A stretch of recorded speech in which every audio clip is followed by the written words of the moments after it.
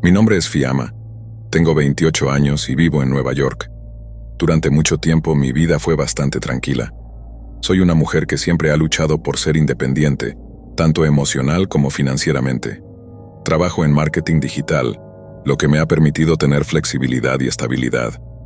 Sin embargo, como muchas personas en la gran ciudad, la vida puede ser solitaria, aunque estés rodeada de millones de personas. Después de una ruptura amorosa bastante dolorosa, me sumergí en las aguas turbulentas de las citas en línea. Había escuchado 1000 veces historias de terror sobre las aplicaciones de citas, pero también conocí a personas que habían encontrado el amor allí. Así que me dije, ¿por qué no intentarlo? No tenía mucho que perder. Fue entonces cuando hice match con Gabriel en Tinder. Su perfil no me pareció alarmante.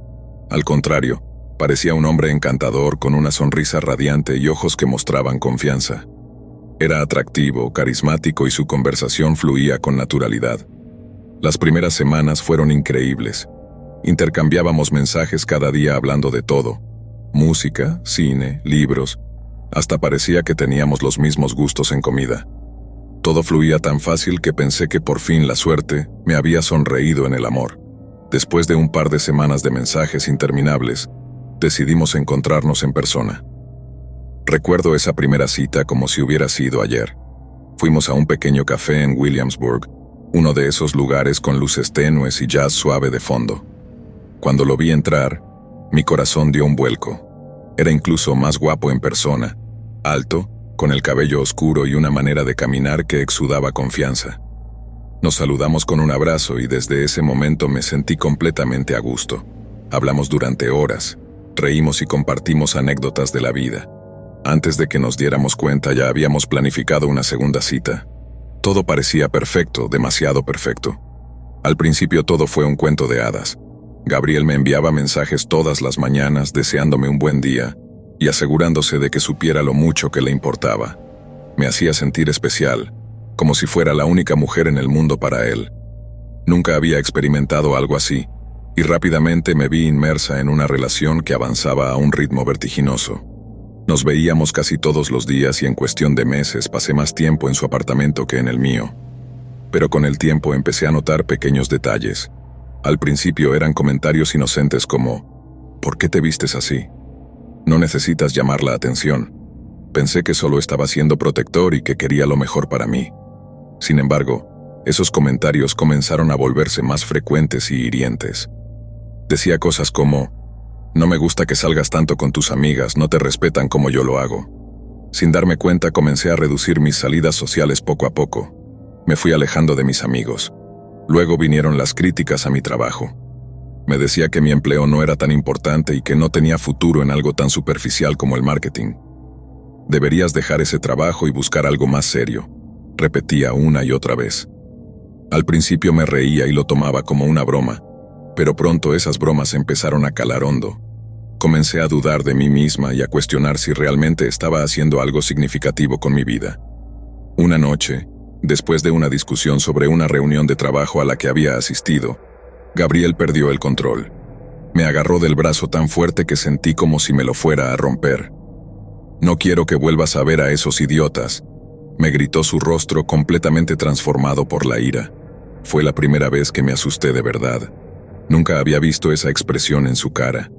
Era como si se hubiera quitado una máscara y me estuviera mostrando su verdadero rostro. Esa misma noche se disculpó entre lágrimas, rogándome que lo perdonara. Me dijo que había tenido un mal día y estaba estresado por el trabajo, que no sabía lo que le había pasado. Yo, aterrada y confundida, lo perdoné. No quería perderlo, y en el fondo quería creer que todo había sido un error, un incidente aislado. Pero esa fue la primera de muchas noches en las que me daría cuenta de que estaba equivocada. A partir de ese momento todo empeoró. Las agresiones físicas comenzaron a formar parte de nuestra rutina. No fue de un día para otro. Comenzó de manera sutil. Un empujón aquí, una bofetada allá. Siempre había una excusa. Siempre me decía que no había querido hacerlo. Al principio trataba de defenderme o pelear, pero cada vez que intentaba confrontarlo él me acusaba de provocarlo. Si no me hicieras enfadar no tendría que hacer esto, decía. Recuerdo una noche en particular. Habíamos salido a cenar para celebrar nuestro aniversario de 1 año. La noche empezó bien, como solían empezar todas las noches. Ambos bebimos un poco de vino y por un momento pensé que quizás todo volvería a ser como antes. Pero cuando volvimos a su apartamento, algo cambió. Gabriel revisó mi teléfono mientras estaba en el baño y cuando salí, me estaba esperando con una mirada furiosa. ¿Quién es este tipo con el que has estado hablando? Swingó lanzando mi teléfono al otro lado de la habitación. Me quedé congelada. No entendía de qué estaba hablando. El mensaje que había visto era de un compañero de trabajo, algo completamente inocente. Pero para Gabriel cualquier interacción con otro hombre era una traición. Antes de que pudiera explicarme, me agarró por el cuello y me empujó contra la pared. «Eres una...». Me escupió apretando sus manos alrededor de mi garganta. Sentí como el aire se escapaba. Mis piernas comenzaron a fallar y la habitación se nublaba a mi alrededor. En ese momento pensé que iba a morir. Pero justo cuando sentí que iba a perder el conocimiento, él me soltó y cayó al suelo llorando pidiéndome perdón como siempre. Yo asfixiada y temblando no pude decir nada. Lo único que hice fue desplomarme a su lado y sollozar en silencio. Con el paso del tiempo, mi vida dejó de ser mía. Gabriel controlaba todo, dónde iba, con quién hablaba, incluso cómo me vestía. Me había convertido en una sombra de la persona que alguna vez fui. Ya no me reía, ya no salía con mis amigos, apenas hablaba con mi familia. Había logrado aislarme por completo y la verdad, yo misma no sabía cómo había llegado hasta ese punto. Había noches en las que me miraba al espejo y no reconocía a la mujer que me devolvía la mirada. Mis ojos, antes llenos de vida, ahora estaban apagados y vacíos. Había perdido peso, mi piel se veía pálida y siempre tenía algún tipo de moretón en el cuerpo. Un recordatorio constante de lo que estaba viviendo. La gente a mi alrededor comenzó a notar que algo no estaba bien. Mi madre me llamaba constantemente preocupada porque ya no iba a visitarla. Mis amigas, aquellas que aún intentaban mantenerse en contacto, me preguntaban si todo estaba bien con Gabriel, pero yo siempre respondía lo mismo. Estoy bien, solo estoy muy ocupada. No podía contarles la verdad, me sentía avergonzada y humillada. ¿Cómo les iba a decir que la persona con la que había elegido estar me estaba destruyendo poco a poco? Hubo un momento en el que pensé en huir, varias veces de hecho. Me imaginaba empacando mis cosas en medio de la noche, saliendo corriendo y desapareciendo para siempre. Pero cada vez que esa idea cruzaba por mi mente, algo me detenía. El miedo, por supuesto, pero también la culpa. Gabriel me había hecho creer que todo lo que me sucedía era culpa mía, que si yo me comportaba mejor, si era una mejor novia, él no tendría razones para enfadarse. La noche en que todo cambió fue como cualquier otra. Gabriel llegó tarde a casa y de mal humor. Sabía que algo malo iba a pasar. Intenté mantener la calma y no provocar nada, pero no importaba lo que hiciera. Siempre encontraba una razón para estallar. Esa noche las cosas se salieron de control. Me agarró del cuello más fuerte que nunca y comenzó a apretar. Sentí el pánico apoderarse de mí. No podía respirar.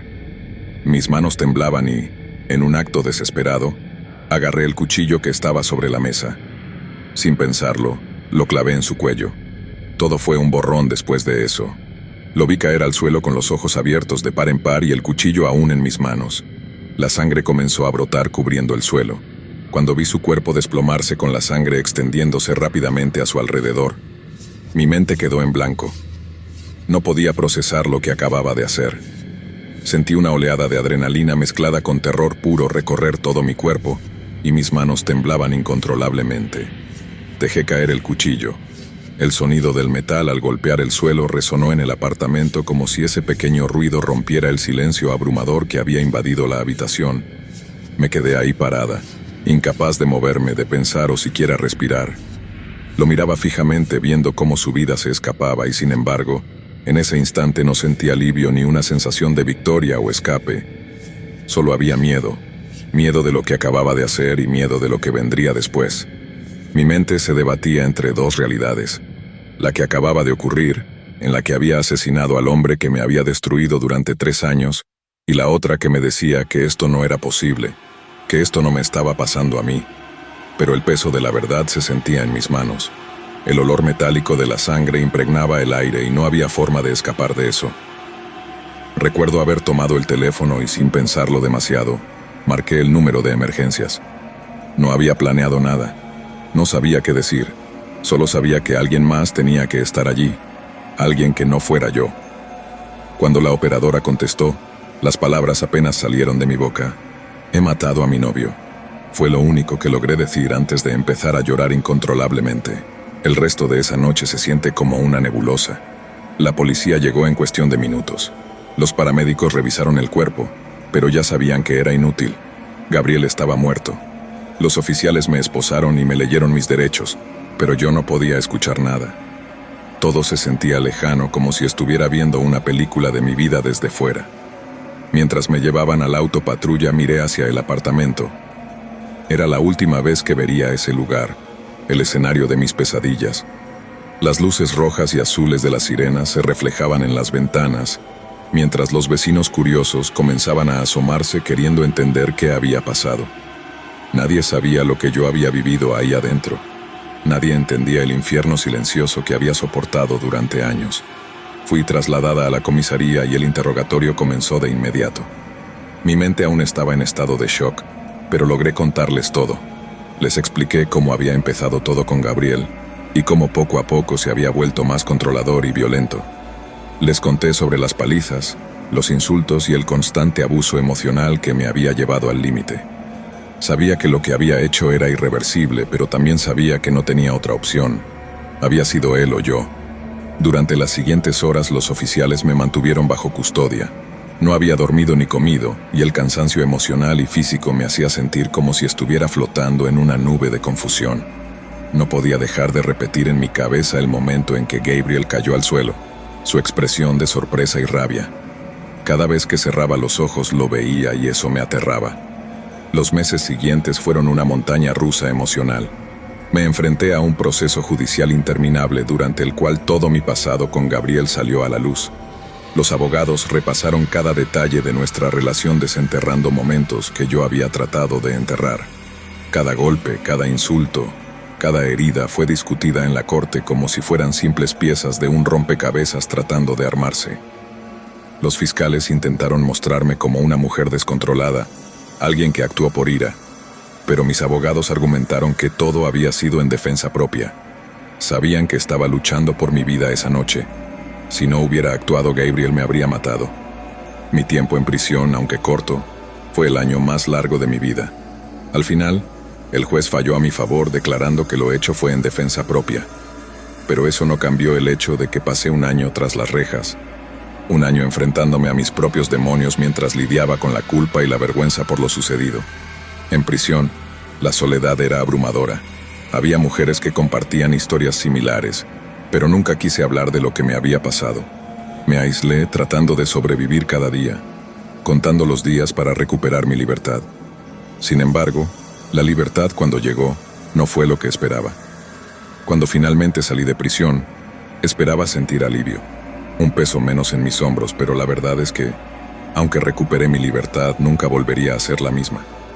Lo que Gabriel me había hecho y lo que yo había hecho para sobrevivir, todo me había cambiado para siempre.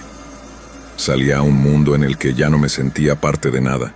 La ciudad que una vez había sido mi hogar ahora me parecía ajena y extraña. La gente hablaba y los rumores corrían. Había quienes me veían como una víctima y otros como una asesina. Al final no importaba lo que dijeran los demás porque la persona que más me juzgaba era yo misma. Me miraba al espejo y veía a alguien que había perdido todo, que había sido llevada al límite de lo imaginable. Había sobrevivido, sí, pero ¿a qué costo? Mis amigos, aquellos que habían estado ausentes durante esos 3 años de infierno, volvieron a aparecer poco a poco. Intentaron entender, intentaron apoyarme, pero nunca podrían comprender realmente lo que había vivido.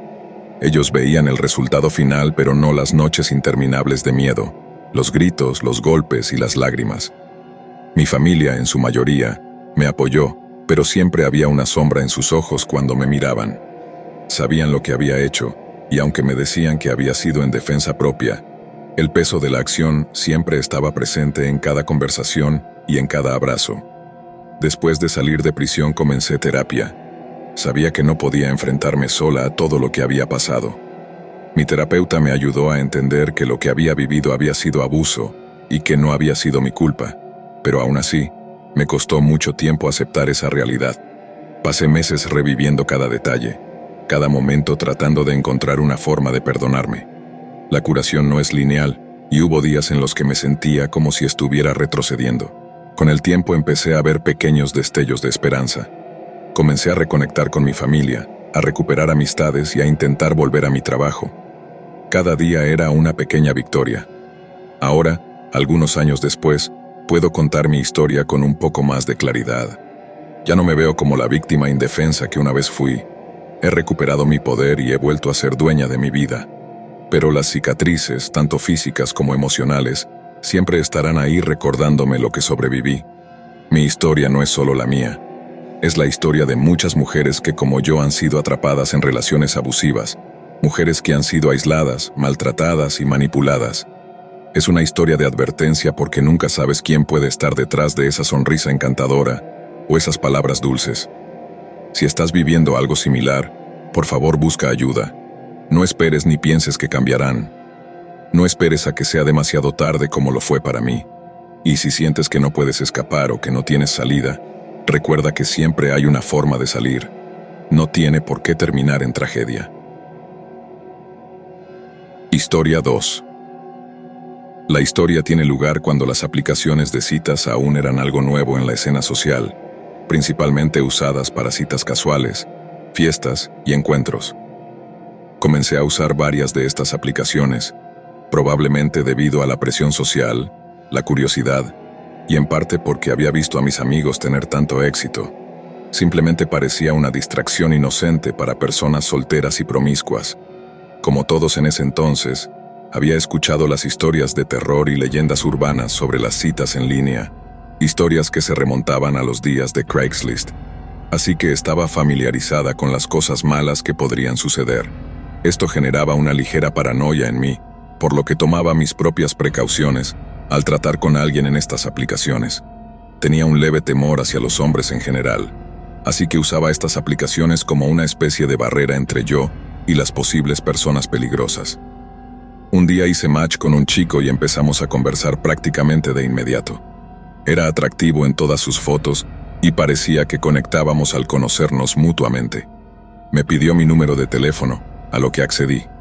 En ese entonces, enviar mensajes de texto también era algo relativamente nuevo, por lo que intercambiar números solo para ese propósito no era inusual. Nos enviamos solo unos pocos mensajes antes de que me pidiera mis cuentas de Facebook y Tumblr. Esto comenzó a incomodarme porque yo no había mencionado usar esas redes sociales. Era como si él supiera en qué sitios web estaba. Sé que suena tonto, pero una de mis precauciones en aquel entonces era no compartir mis cuentas personales. Aunque ya tenía mi número, tener acceso a mis redes sociales significaba que podía identificarme, saber cosas sobre mí, dónde vivía y toda esa información que no quieres que alguien sepa. Así que le dije que no me sentía cómoda compartiendo esa información. Él dijo que estaba bien porque era un espía, y ya sabía todo lo que necesitaba saber sobre mí. Me reí e intenté bromear con él, pero él lo ignoró como si no estuviera bromeando. Empecé a sentir un nudo en el estómago porque la situación se estaba volviendo extraña, y se sentía demasiado cercana. Ojalá no le hubiera dado mi número tan fácilmente. Seguimos enviándonos mensajes por un rato hasta que empezó a mencionar casualmente información personal sobre mí. Mi apellido, la calle donde vivía, la escuela a la que asistí cuando era niña. Me da escalofríos pensar en toda la información aleatoria que de alguna manera sabía sobre mí.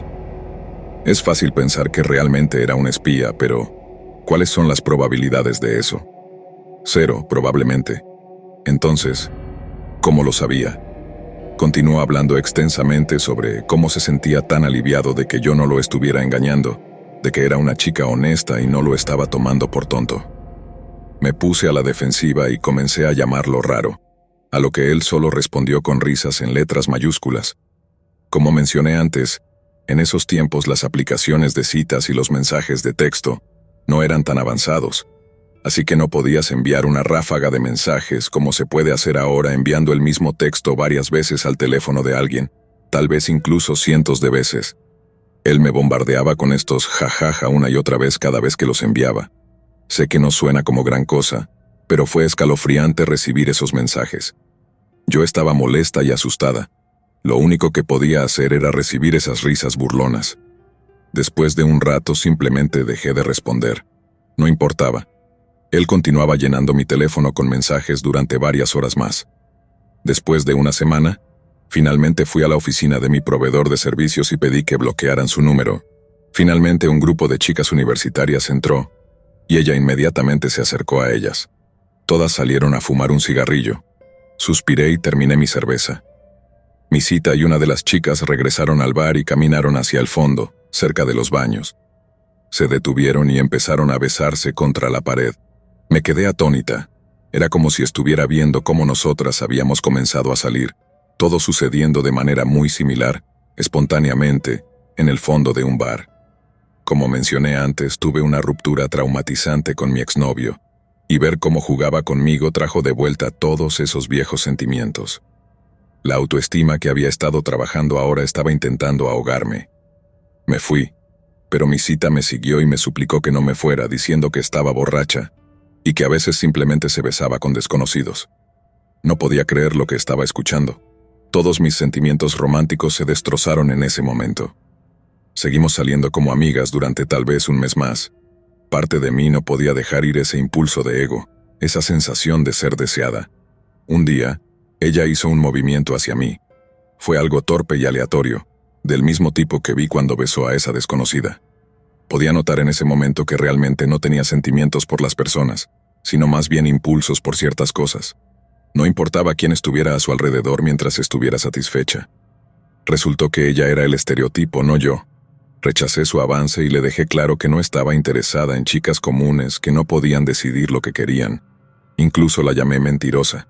Ella comenzó a gritar y a tener un ataque esperando que yo la consolara, pero no lo hice. Simplemente le dije que se bajara de mi coche y que nunca me llamara de nuevo. Actuar como una niña es la forma número 1 de lograr que cierren la puerta contigo, en lugar de simplemente abrirla y salir como una adulta. Ella apretó el puño y rompió la ventana del lado del pasajero. Fue increíble ver cómo el vidrio y la sangre explotaron en todas direcciones. Francamente, me sorprendió que tuviera la fuerza para hacer eso, y comencé a preocuparme por si intentaría golpearme. Ella hizo lo impensable. Saltó de mi coche y corrió hacia una intersección concurrida. Luego se acostó en medio de la carretera. Aceleré tan rápido que ni siquiera me molesté en cerrar la puerta. La velocidad hizo que se cerrara sola y nunca volví a saber de ella.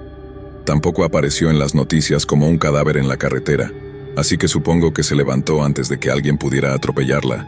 Historia 4. Solía tener un trabajo relacionado con el trabajo sexual. Era completamente legal. Me daba un buen salario y me dejaba mucho tiempo libre. Era seguro, aunque no realmente divertido. Probablemente estaba en un punto extraño de mi vida en el que el peligro equivalía a emoción. Siempre estaba buscando este tipo de diversión casual a través de mi trabajo y usaba muchas aplicaciones de citas para ocupar parte de mi tiempo. Tenía en mente que el trabajo era solo eso, trabajo, y esos eran hombres que pagaban mis facturas, no alguien con quien realmente me involucraría. Pensé que podría encontrar un novio casual a través de una aplicación, sin darme cuenta de que esa persona probablemente no estaría de acuerdo con mi estilo de vida. Simplemente para ser clara, hice match con un chico del que me enamoré perdidamente. Sin entrar en muchos detalles, él lucía y hablaba como los chicos con los que soñaba. Estaba tan hecho a mi medida que en realidad lo mantuve en secreto para mis amigas. Pensaba que si compartía mi descubrimiento, de alguna manera lo arruinaría, como si alguna de mis amigas pudiera robármelo antes de que siquiera tuviera la oportunidad de conocerlo. Con el tiempo, me di cuenta de que tal vez, en el fondo, sabía que era demasiado bueno para ser verdad. Esto es lo que llamo ser bombardeada de amor.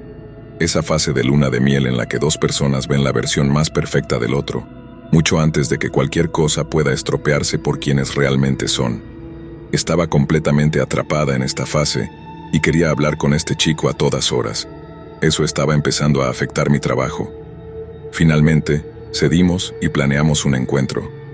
Sin cenas ni bares, me dio su dirección y pasé por su casa tarde una noche después del trabajo. Todo fue explosivo desde el principio, literalmente desde el momento en que nos vimos en la puerta. Fue crudo y apasionado, sin ninguna de las estructuras estériles que tenía en el trabajo. Realmente me solté, me dejé llevar y me permití hacer lo que quisiera con este chico. Sin embargo, Las cosas cambiaron cuando la situación se puso más intensa. Él empezó a hablarme de una manera que no me gustaba. Había hablado sucio conmigo desde que comenzamos a chatear, pero esto era un paso más allá. Era cruel, degradante y honestamente daba miedo. Pensé, ¿te gustaba esto? Me dijo que no sabía qué decir.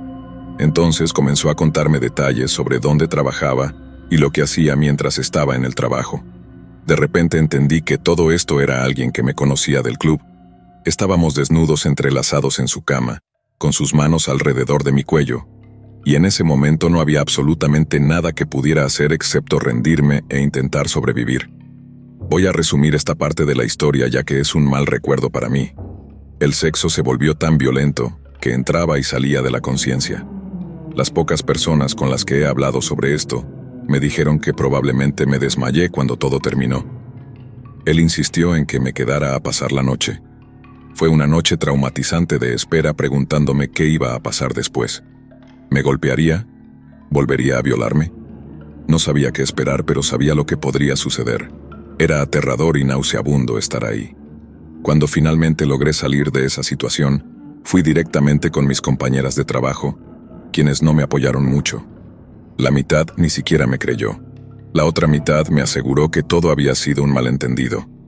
Algunas incluso conocían al tipo del que estaba hablando y me prometieron que él nunca haría algo así. Fue horrible escapar de esa situación solo para encontrarme siendo la villana a los ojos de los demás. Después acudí a mis verdaderas amigas, las que conocía fuera de mi trabajo. Sabían lo que hacía para ganarme la vida, y en cierto modo me culparon por ello, diciendo que no debería haberme puesto en situaciones como esa. Fue mi primera experiencia con la culpabilización de la víctima allá por los primeros años de la década del 2000, y me dejó sola con mis peores miedos. Decidí ir a la clínica y hacerme pruebas. Era algo que podía hacer, algo bajo mi control y podría darme resultados concretos. No sabía qué me había hecho ese hombre. ¿Estaba embarazada? ¿Tenía una ETS? Averiguarlo al menos me daría un poco de tranquilidad. Fui, me hice las pruebas y luego esperé los resultados más rápidos en la sala de espera. Era un lugar tranquilo y algo acogedor, así que no dudé en acomodarme entre los sillones viejos, las revistas antiguas y los peluches desgastados. Me desconecté mirando mi teléfono, tomando algo de consuelo en poder esconderme por un momento. Sin embargo, eso no duró mucho. Mientras miraba la pantalla de mi teléfono vi un texto familiar, algo que un conocido mío había compartido. Era una captura de pantalla de mi perfil junto a uno de los mensajes que le había enviado a una amiga. De alguna manera, el hombre que me había agredido consiguió esos textos y creó un meme con toda la situación. Me derrumbé ahí mismo en la sala de espera, llorando en silencio para mí misma. No había nada que pudiera hacer. Estaba completamente fuera de opciones.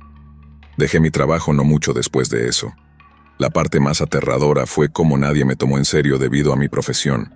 Estaba atrapada en este extraño infierno creado por mí misma puramente por mi línea de trabajo.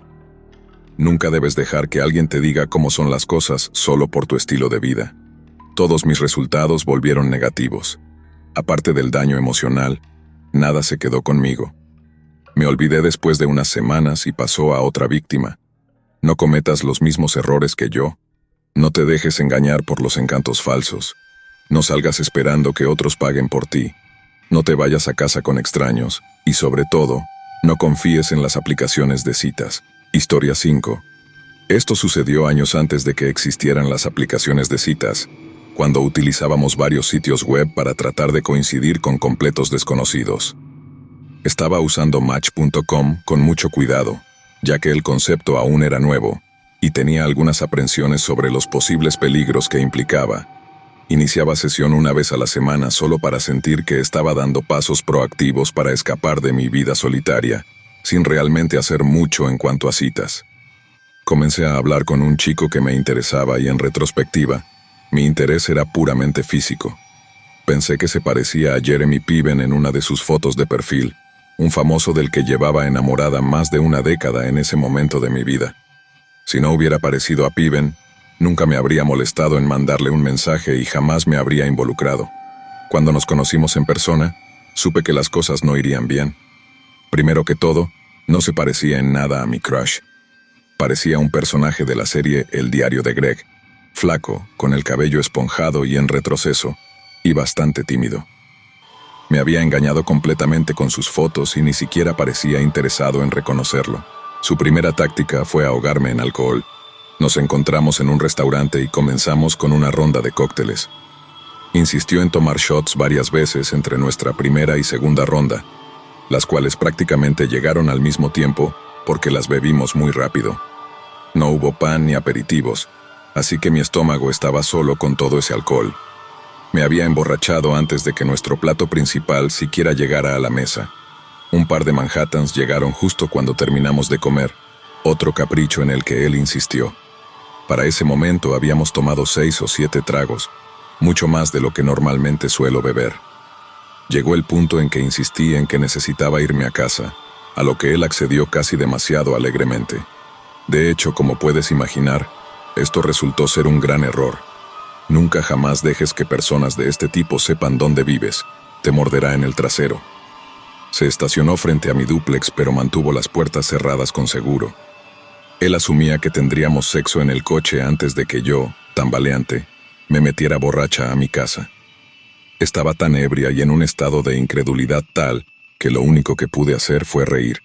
Íbamos a hacerlo borrachos en la calle como un par de adolescentes.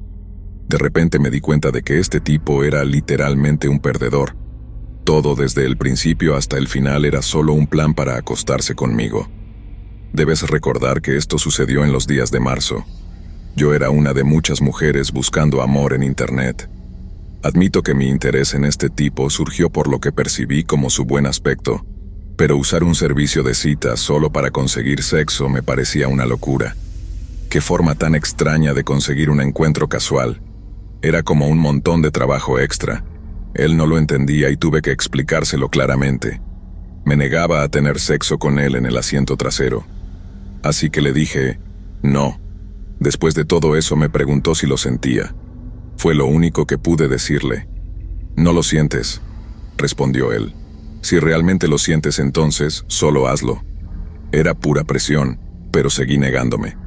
Su rostro se oscureció más y más hasta que finalmente se dio por vencido. Bien, sé una estúpida, pregunté sorprendida mientras él continuaba insultándome todo el tiempo que estuve sentada allí. Señaló cada defecto de mis rasgos y no solo los examinó, sino que los exageró. Me hizo sentir como la mujer más fea que había visto y no se detuvo con lo físico. Nada estaba a salvo. Todo lo que compartí sobre mí misma en mi perfil y durante la cena se convirtió repentinamente en armas utilizadas en mi contra. Decir que hirió mis sentimientos es quedarse corto. Me hizo llorar y parecía feliz al hacerlo. Pero eso fue solo el comienzo. Me desperté a la mañana siguiente con flores en mi porche trasero, acompañadas de una nota de disculpa firmada por ya sabes quién. Estaba atónita. ¿Qué clase de lunático me llevaba a una cita? Me atacaba verbalmente y luego me dejaba un regalo como si tuviéramos algún tipo de historia juntos. Me sentí insensible al pensar en él rondando por los alrededores de mi casa, asomándose por las ventanas esperando a que me despertara. Esto continuó durante 2 meses. Me despertaba al menos una vez a la semana y encontraba un montón de regalos de disculpa en la puerta de mi patio trasero. Hablé con algunos amigos cercanos y familiares y todos me dijeron lo mismo. Llama a la policía ahora, no esperes. No te pongas en contacto con este extraño, simplemente presenta una denuncia policial y protégete. El problema era que estaba tan avergonzada por haber sido engañada que no podía llevarme a hacerlo. Ir a la policía significaría tener que explicar cómo demonios terminé involucrada con este idiota casi al borde del desmayo por el alcohol, en el asiento del pasajero de su coche, pretendiendo ser un deportivo. Así que me puse creativa. Busqué mi vieja cámara Polaroid en el estante del armario. Luego tomé la pistola 380 North American Guardian de mi mesa de noche y la coloqué sobre mi almohada. Centré el visor de la cámara y tomé una foto perfecta para mi amigo acosador. En la tarjeta del pie escribí, usaré esto la próxima vez que vengas. Deslicé un sobre y lo dejé en el porche trasero. Tomó un par de días, pero como era de esperar, una mañana desapareció y nunca volvió después de eso. Años después me encontré con ese tipo nuevamente en un restaurante justo en la misma calle donde me llevó aquella noche. Estaba solo, con entradas de calvicie y se veía fatal. Yo estaba con mi nuevo esposo, quien ya había escuchado varias historias sobre este sujeto. Mi marido lo miró fijamente hasta que finalmente el tipo pagó su cuenta y se fue del bar por completo. Historia 6. Cuando era más joven y soltera, solía usar Tinder y otras aplicaciones de citas. Un día hice match con un chico que tenía casi 10 años más que yo. En ese momento solo tenía 21 años. A pesar de la diferencia de edad, que me desconcertaba un poco, conectamos bastante bien. Teníamos muchos intereses en común e incluso habíamos asistido a algunos de los mismos conciertos. Tener tantas cosas en común con un hombre mayor me dio un gran impulso de confianza. En solo una semana me sugirió que no perdiéramos tiempo enamorándonos. Dejó claro que quería conquistarme por completo y que no había ninguna presión sexual o urgencia. Este chico parecía genuinamente amable, alguien que solo quería ser tierno. Más tarde insinuó que deberíamos mudarnos juntos y comenzó a hacer una lista de nuestras pertenencias personales, viendo qué teníamos por duplicado y qué nos faltaba. Todo era muy adorable. Era una forma linda de tener pequeñas conversaciones triviales que me recordaban al juego Ve a pescar, pero en una versión de citas para adultos. Por último, mencionó que estaría encantado de adoptar a mi hija. Esto fue algo muy importante para mí en ese momento, siendo joven, recién soltera y aún más nueva como madre. Describió todas las responsabilidades y roles que le encantaría asumir, lo cual cumplía con lo que yo buscaba. Era como un sueño hecho realidad. Sin embargo, todo esto fue expresado antes de que siquiera nos conociera en persona, todo en solo 7 días de conversaciones. Mirando hacia atrás, es una de las cosas más psicóticas que puedo imaginar. Pero yo era joven y todavía navegando entre los extraños de las aplicaciones de citas. Cuando finalmente nos conocimos en un restaurante agradable para cenar temprano, simplemente se quedó ahí sentado sin hacer nada durante 2 horas.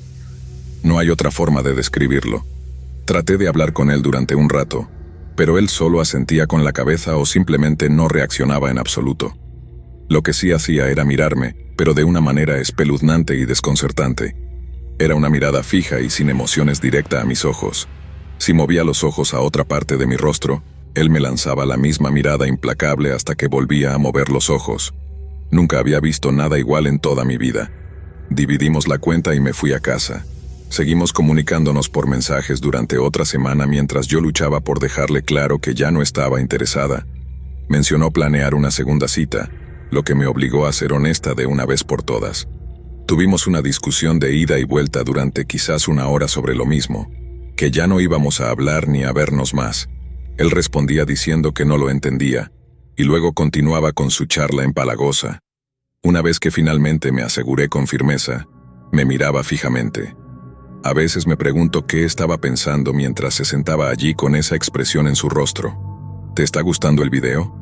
Recuerda que puedes activar la campana y suscribirte para que estés atento a los próximos videos del canal. Asimismo, te invito a comentar tus propias experiencias o simplemente a dejar tu opinión sobre este video. Historia 7. Conocí a una chica en OkCupid hace muchos años.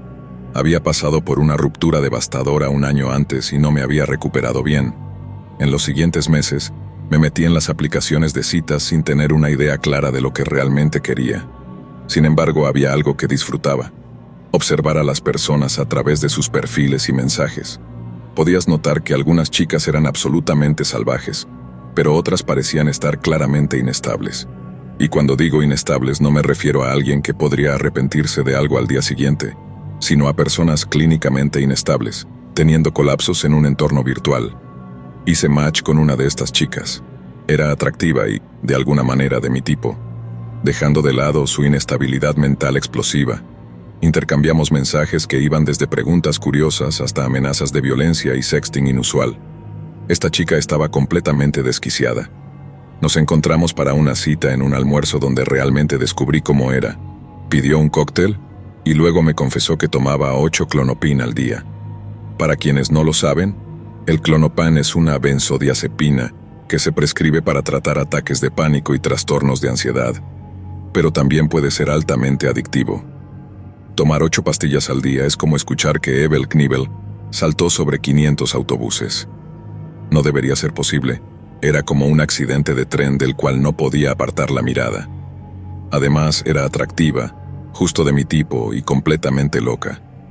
Necesitaba a esta chica más de lo que ella me necesitaba a mí.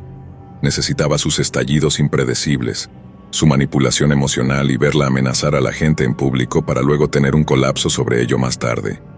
No estaba haciendo clic con esta chica, solo disfrutaba del caos que ella creaba. Regularmente le decía que esto no funcionaba y que no tenía futuro, pero a ella no le importaba. Estaba tan desconectada de la realidad que parecía vivir en su propio mundo. Después de unas 6 semanas de citas regulares, finalmente rompí con ella. Era claro cuán tóxica era toda la relación y cómo yo había contribuido a eso solo desde el punto de vista de ser un espectador. Sabía que romper sería complicado, pero nunca podría haber predicho hasta dónde llegaría. Tuvimos una serie de citas que terminaron en confrontaciones con camareros, porteros y cualquier autoridad local. Salir con ella se estaba convirtiendo en un problema que podría tener consecuencias a largo plazo. Una noche vino con las mismas expectativas de siempre. Íbamos a relajarnos con algo de música y luego decidir a qué bares queríamos ir. Pero esta vez le dije que ya habíamos llegado al final del camino. Lo había mencionado desde el primer día y ya no haríamos más planes. Ella no lo tomó bien, ni siquiera lo tomó en serio. Era como si no me hubiera escuchado decirlo. Esta chica seguía el ritmo de su propio tambor. Sería más preciso decir que estaba constantemente navegando en un estado de psicosis.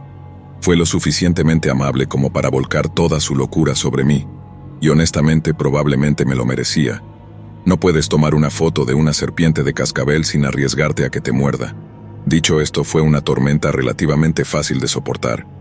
Me gritó. Trató de provocarme para que tuviéramos una pelea física. Me lanzó miradas locas y me escupió en la cara. El colapso general era algo que había visto docenas de veces antes. Y así, como si nada hubiera pasado, se fue. Empacó las pocas cosas que le importaban llevarse y cerró la puerta con tal fuerza que agrietó el vidrio de la ventana. Lo tomé como lo habría hecho con cualquier otra ruptura, y me consideré afortunado de que todo terminara ahí. Pero no terminó ahí. No usé mi cuenta de OkCupid por algún tiempo después de salir con esa chica. Probablemente por culpa suya. Una semana después, recibí un correo electrónico informándome que mi cuenta había sido prohibida y que podría haber una posible investigación dependiendo de la naturaleza del cierre. Leí los detalles una y otra vez, pero nada tenía sentido. Me convencí de que debían haber confundido mi cuenta con la de otra persona. Debía ser un error. Fue entonces cuando comencé a recibir notificaciones de Snapchat una tras otra. Abrí la aplicación y descubrí que eran mensajes de la chica con la que acababa de romper. «Si te gusta eso», decían los mensajes. Todos eran vagamente intimidantes, llenos de palabrotas y críticas. Me estaba destrozando públicamente. «¿De qué diablos estás hablando?», le pregunté. Todo empezó a encajar. Ella había hecho que bloquearan mi perfil y ese fue el correo del cual recibí noticias anteriormente. Les contó todo tipo de locuras sobre mí, suficientes para que cerraran mi cuenta. Dios sabe qué tipo de cosas inventadas les contó. Podría haber sido literalmente cualquier cosa. Por eso el correo parecía tan severo cuando lo leí. Creían que estaba usando la aplicación para abusar de mujeres. Esto se estaba convirtiendo rápidamente en una pesadilla. Me preguntó si quería hablar y hacer las paces. Le dije que estaba loca y que involucrarme con ella había sido un gran error. Luego comenzó a enviarme fotos, pero no del tipo divertido. El resto de la noche recibí fotos interminables de diferentes armas de fuego colocadas en varias posiciones, junto con varios tipos de munición. Ni siquiera sabía que tenía acceso a ese tipo de cosas, pero aquí estaba yo al final del cañón mostrando todo su arsenal. Creo que eventualmente se quedó dormida o algo así porque los mensajes pararon. Aproveché el momento en que estaba distraída para bloquearla en todas partes y eliminar cualquier perfil innecesario. Lo último que me dijo fue: «Mira tu espalda». Y lo hice durante algunas semanas. Sabía dónde vivía, pero por suerte nunca llegamos a intercambiar números de teléfono. Afortunadamente fue bastante fácil perderle la pista después de romper con ella. No te involucres con personas locas y si lo haces, no hagas lo que yo hice al jugar con fuego. Historia 8. Conocí a un chico en Cupid, que en ese momento era un sitio de citas que luego se convirtió en una aplicación de citas. Toda la relación fue genial de principio a fin, pero nuestra última cita se volvió un poco loca. Habíamos salido juntos tal vez unas 4 veces, nada demasiado alocado, y usábamos la aplicación para la mayor parte de nuestra comunicación. Confiaba en él, pero nunca puedes ser demasiado cuidadosa con las personas que realmente no conoces. En ese momento vivía sola y no quería ningún estrés innecesario con hombres raros rondando. Durante esas primeras 4 citas, le expliqué sin ser demasiado sutil que había usado hongos alucinógenos unas cuantas veces en el pasado y que era una gran defensora de ellos. Mi cita se volvió completamente loca de celos cuando se enteró de que ya los había experimentado antes. Como nos estábamos llevando bien, me pavoneé un poco sobre ser defensora de los hongos y le ofrecí conseguir algunos para nuestra próxima cita. Acordamos no hacer nada demasiado loco ese fin de semana. Habría un desfile, y le sugerí que comiéramos una pequeña cantidad de hongos y luego saliéramos a ver los festejos. El primer error que cometí fue ofrecer mi casa como punto de partida. Vino a mi casa y estuvimos un rato comiendo hongos y haciendo esas cosas. Sin embargo, ese tipo de experiencias requiere que todas las personas estén tranquilas. Solo después de que estuvimos riéndonos y pasándola bien, saqué la bolsa. Él se quedó mirando en silencio, asombrado. Realmente no era una cantidad enorme ni nada por el estilo, pero sabía que había llegado el momento de probarlos. Mirando hacia atrás, si hubiera estado más atenta, me habría dado cuenta de que esa mirada en silencio era una gran señal de advertencia. Claramente, este tipo tenía expectativas delirantes de lo que estos hongos le harían. Dividí las porciones de tallos y sombreros y esperé a que se le pasaran los nervios. Los comimos juntos, un bocado seco y terroso a la vez. El desfile no empezaba hasta dentro de 1 o 2 horas, lo cual era perfecto. Teníamos tiempo para asentarnos y charlar mientras el viaje nos envolvía lentamente. Solo comimos 1 gramo, lo justo para sentir una ligera euforia, tal vez alguna risa leve de vez en cuando. Estaba demasiado confiada en mi capacidad para manejarnos en un estado psicodélico. Le expliqué que iba a usar el baño antes de que nos fuéramos. Me levanté, hice lo mío y volví para seguir hablando con él durante otros 20 o 30 minutos. Ya estábamos cerca de la hora en que debíamos irnos cuando me dijo que también quería ir al baño antes de salir a la calle. Se levantó para ir y yo me quedé relajada en el sofá hasta que regresara. Esperé 5, 10, 15 minutos. El tiempo no me impactó hasta que habían pasado casi 45 minutos. Ahora estábamos tarde para todo el desfile. ¿Cómo no me di cuenta antes? Claro, era por los hongos que pulsaban en mi sangre. Miré la bolsa y noté que estaba parcialmente abierta. Eso era raro. Recordaba haberla cerrado bien asegurándome de sacar todo el aire. Agité la bolsa y descubrí que faltaban otros 2 gramos de hongos. Ahí fue cuando me di cuenta de por qué estaba tardando tanto. No estaba usando el baño, se había encerrado ahí. Me acerqué a la puerta del baño con una creciente sensación de temor. ¿Qué tan mal iba a estar esto? Brevemente imaginé que se había matado ahí dentro. No, eso es una locura, me recordé. Literalmente es una locura. Me obligué a recordar que todo era para divertirse. Me acerqué a la puerta y fui a llamar, pero no pude. Estaba en pleno viaje y lo último que quería era abrir esa puerta. Preferí dejarla cerrada para siempre y no enfrentar las consecuencias. Con manos temblorosas finalmente toqué la puerta y lo llamé por su nombre. Sí, respondió desde dentro. ¿Estás bien?, pregunté. Oh, sí, dijo él. Me olvidé de que estabas aquí. Sacudí la cabeza. Estábamos en mi casa, ¿cómo te olvidaste de que estaba aquí? ¿Puedo abrir la puerta?, le pregunté. Sí puedes, respondió él. No encontré la salida. Giré el pomo de la puerta y procedí a entrar en lo que sería mi peor pesadilla. No había sangre ni tripas ni nada de eso.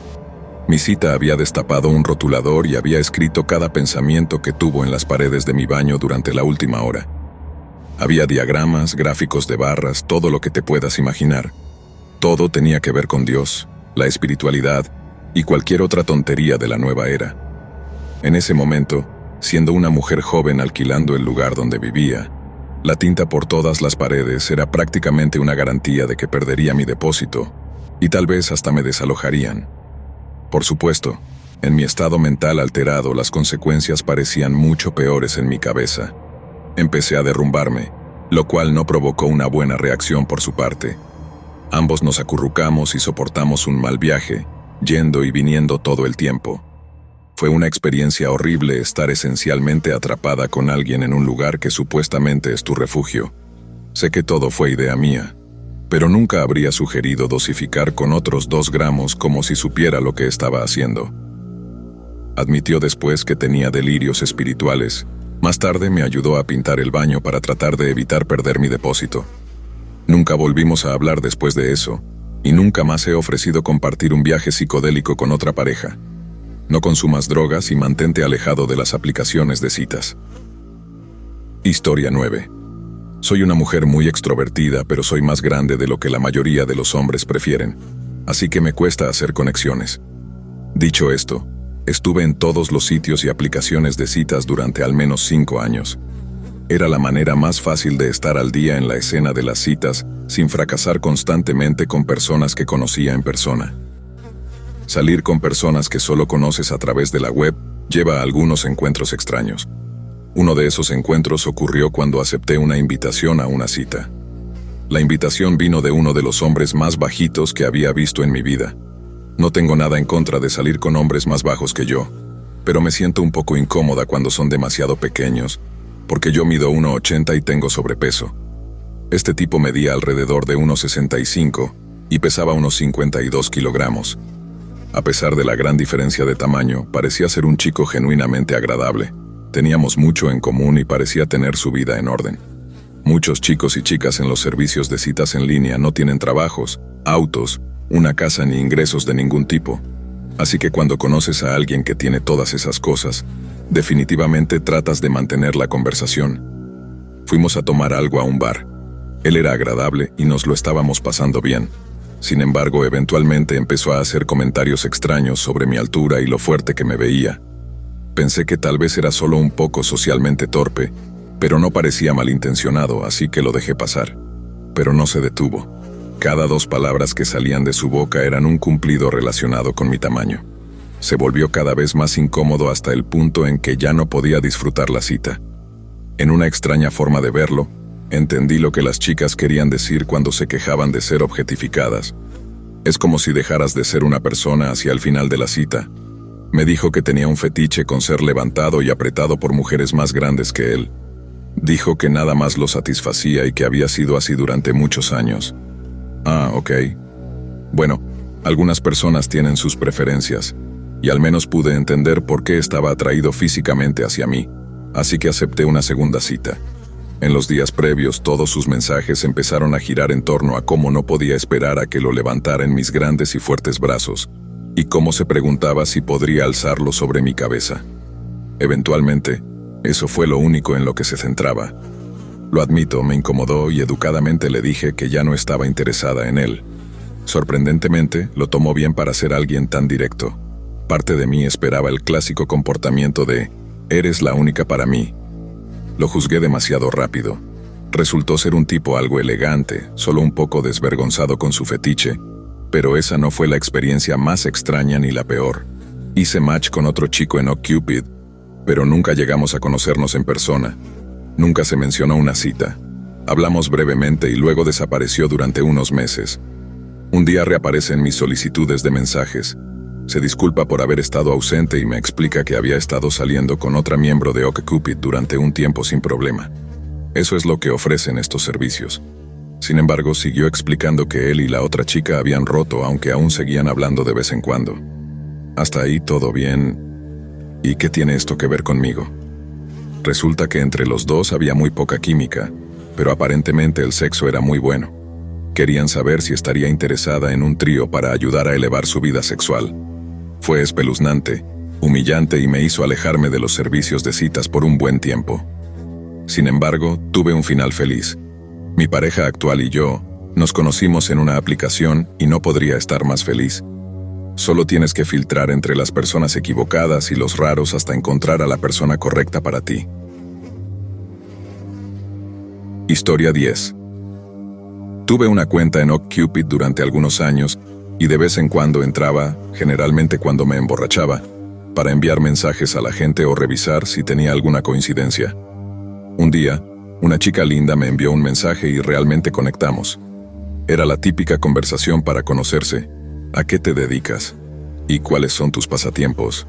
Le dije que trabajaba en el turno de noche en un Walmart local. En ese momento no pensé que darle ese tipo de información me traería problemas, pero vaya que estaba equivocado. Seguimos enviándonos mensajes durante algunos días, conociéndonos mejor. Ella era profesora y un poco mayor que yo, lo cual me pareció genial. Sin embargo, como yo tenía un trabajo de salario mínimo, realmente no veía mucho futuro entre nosotros. Nuestras conversaciones comenzaron a volverse un poco aburridas, así que, siendo el idiota que soy, decidí que la mejor opción sería simplemente dejar de hablar con ella por completo en lugar de decirle que no estaba interesado. Pasaron unos días y ella me envió algunos mensajes, pero de nuevo, siendo un idiota, no respondí. Recuerdo sentirme bien con mi decisión. Tan seguro de mis acciones, en mi cabeza era simple. Desaparecería si la ignoraba lo suficiente. Sin embargo, no desapareció. Los mensajes se volvieron abiertamente hostiles. Preguntaba por qué no le hablaba y por qué no quería ser su amigo. Para mí era como si hablara con una pared. No iba a responder. Me olvidé del tema y empecé a hablar con otras chicas. Pasaron algunos días más cuando una noche alrededor de las 2 a.m., un compañero de trabajo se me acercó y me dijo que una chica había preguntado por mí. En ese momento no conecté los puntos, así que no le di importancia. Luego, durante las siguientes noches de trabajo, mis compañeros seguían diciéndome que esta chica venía buscándome. Finalmente recordé que le había dicho a esta chica dónde trabajaba. La gente la vio en el estacionamiento durante semanas vagando de puerta en puerta alrededor del edificio. Estaba acechando toda la propiedad después del anochecer. Era solo cuestión de tiempo antes de que me encontrara en alguna parte de la tienda. La siguiente noche me encontró. Entró con un tipo y me confrontó sobre por qué no respondía a sus mensajes en OkCupid. No estaba siendo hostil cuando me lo preguntó, así que le dije que había estado ocupado y no había entrado en la aplicación en un tiempo. De manera incómoda dijo: «Bueno, está bien. Mándame un mensaje cuando llegues a casa». En este punto ya estaba un poco asustado, pero me mantuve firme. No le mandé un mensaje con la esperanza de que me dejara en paz. Por supuesto, esto solo empeoró las cosas. Comenzó a aparecer buscándome en mis días libres y continuaba preguntando a mis compañeros de trabajo cuál era mi horario, e incluso mi dirección de casa. La siguiente vez que la vi fue alrededor de las 3 a.m., otra vez con un tipo diferente al anterior, preguntándome por qué todavía no le había mandado un mensaje. Esta vez estaba mucho más agresiva, diciendo: «¿Qué clase de persona le hace esto a alguien? A la gente así le pasan cosas malas». Me mantuve firme y le dije lo mismo de nuevo. Había estado ocupado y no había entrado en la aplicación en un tiempo. Como siempre, continué ignorándola. Después de algunas veces más en las que me enteré de que había vuelto a buscarme y yo temía que esta chica loca me apuñalara en el estacionamiento, finalmente se detuvo. Dejó de venir a mi trabajo y dejó de enviarme mensajes. Al final, todo mi arduo trabajo y perseverancia dieron resultado. Se pasó a acosar a otra persona. Le tomó 6 semanas en total, pero lo único que tuve que hacer fue absolutamente nada para que se diera cuenta de que se había acabado. La moraleja es: ignora tus problemas y eventualmente desaparecerán. Mi historia no es nada horripilante. Intenté ser cuidadoso en todos mis encuentros. El café fue un éxito. Resultó que teníamos mucho en común.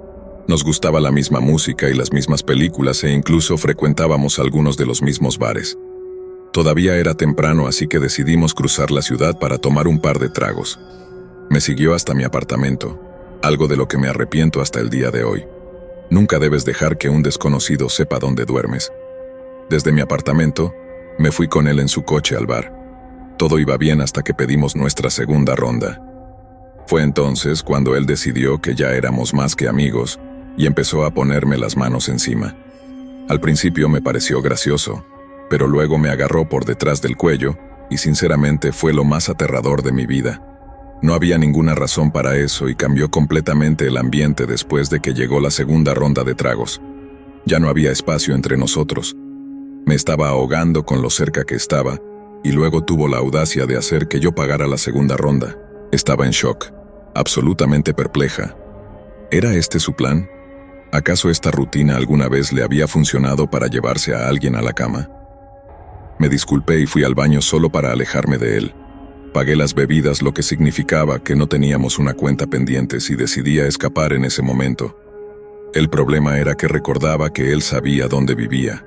Si desaparecía en ese momento, este tipo definitivamente iba a venir a buscarme. Eventualmente llamé a uno de mis amigos y le pedí consejo. Me dio algunas ideas sobre cómo llevar la conversación para regresar a casa de manera segura, e incluso se ofreció a venir a recogerme mientras estaba teniendo esa conversación. Una de mis amigas me escribió preguntándome cómo iba la cita. No soy muy hábil con la tecnología, así que esperé para responderle hasta terminar mi llamada.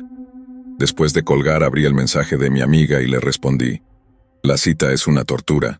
Estoy en el infierno con este tipo tratando de averiguar cómo salir». Guardé el teléfono en mi bolso y me puse la mejor sonrisa posible para volver a la mesa. Cuando regresé, él me estaba mirando como si quisiera matarme. El mensaje que pensé que le había enviado a mi amiga en realidad se lo envié a él. Ojalá hubiera podido ver mi propia cara en ese momento, porque fue cuando tuve una realización.